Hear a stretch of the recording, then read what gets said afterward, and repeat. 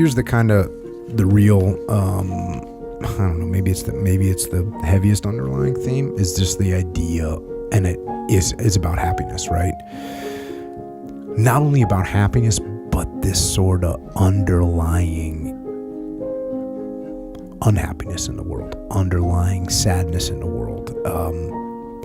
When I was a kid and I was working at Wendy's and I saw Jean and I saw that she was freaking happy, and I knew that I wasn't. And I didn't even know if I could be. It didn't seem like an achievable thing. It seemed like there was too much. It seemed like there was too much underlying things in the world that just are going to be bad, right? And I always sensed that in the world. I always had this sense in the world of this underlying sadness, this underlying despair, this underlying suffering. And I don't want to use the term depression because maybe you wrap all those things together, because depression seems like it's a clinical, sort of like a problem that you treat type thing. And I didn't feel like this was a clinical problem. It just seemed like life to me was not going to go the way you wanted it to go. For anyone.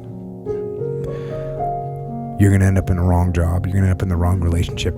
Something's going to be wrong with your health. Something's going to be wrong in your family.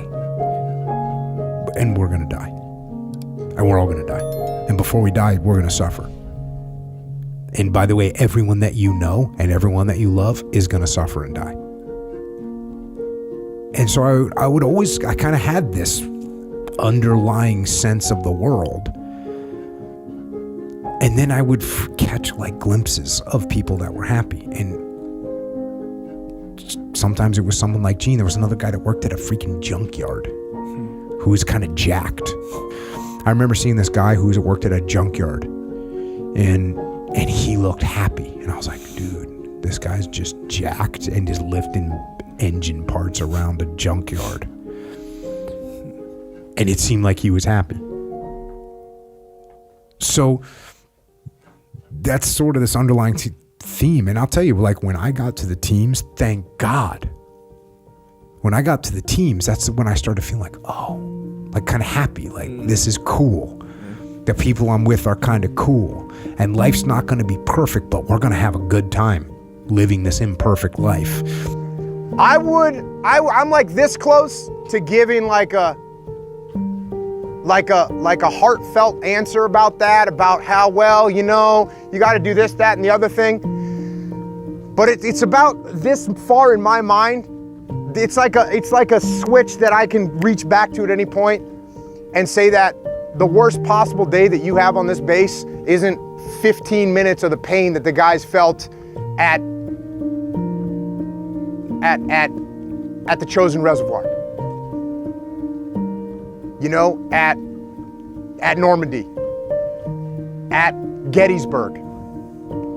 So we go through stuff. You know what? Whenever I face anything that's challenging, whenever anything sucks, I like it.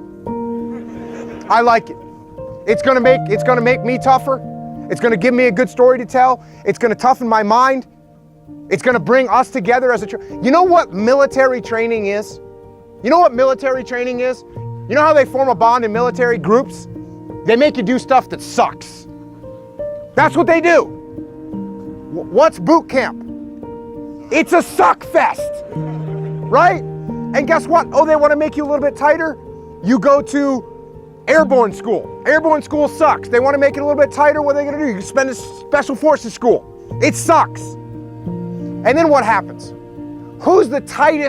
What's the tightest group of military people? What makes a group of military people the tightest? Combat, which sucks the worst of all. And the worse your combat is, the tighter you get.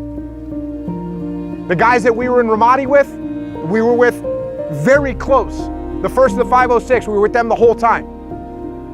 We were with the 1st of the 506 the whole time. I had a detachment that was directly working for the battalion commander of the 1st of the 506.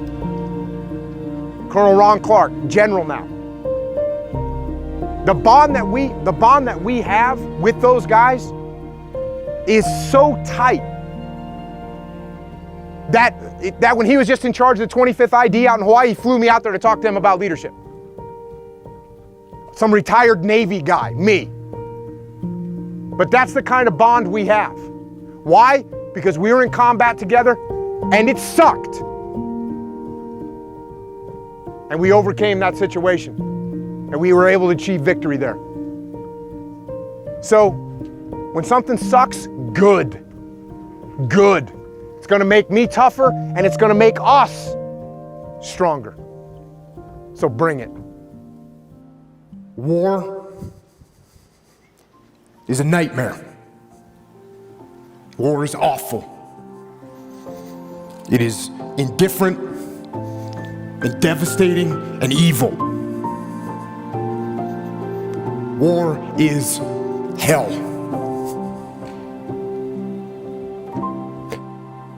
But war is also an incredible teacher, a brutal teacher. And it teaches you lessons that you will not forget. In war, you are forced to see humanity at its absolute worst. And you are also blessed to see humanity in its most glorious moments. War teaches you about sorrow and loss and pain. And it teaches you about the preciousness and the fragility of human life. And in that fragility, war teaches you about death.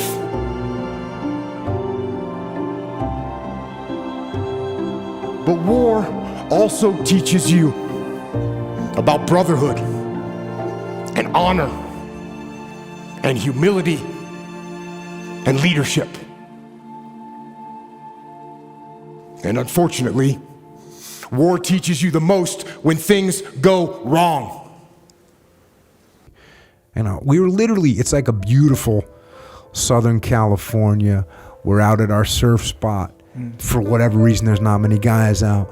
There's a little offshore breeze. The water's warm. It's a, chest to head high swell, pretty consistent. Like it doesn't get any better. And he's out here saying to me like, how do you ever find happiness? And I'm like, bro, this is it, man. This is it right here. And that's what you have to be able to find. You have to be able to find that the path that you're on, even though it's challenging, even though there's suffering, that's the happiness too.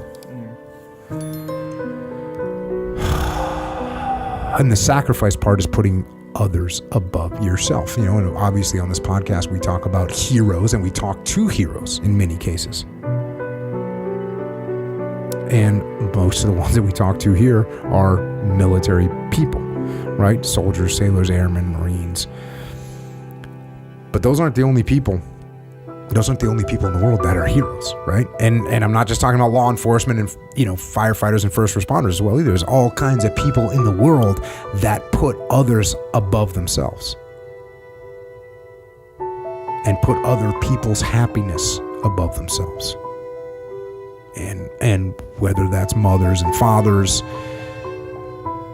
and sisters and brothers and wives and husbands and friends. I mean, there's friends that do that. Friends that put other people's happiness and other people's success above themselves. And really, that's one of the other underlying themes of the book. And then that's a theme that's consistent with all the books that I've written, fiction, nonfiction. People that are putting others above themselves. That's what leadership is, and ultimately, that's what life is about. So I think if you can put others before yourselves, then if we do that, then you can find some happiness. And at a minimum, you can leave the world in better condition than you found it. And if you can pull that off, I think if you can pull that off, then you can die with a clean conscience, and you can die with a smile on your face. And you can leave a smile on the face of the people you left behind. And that's a good life.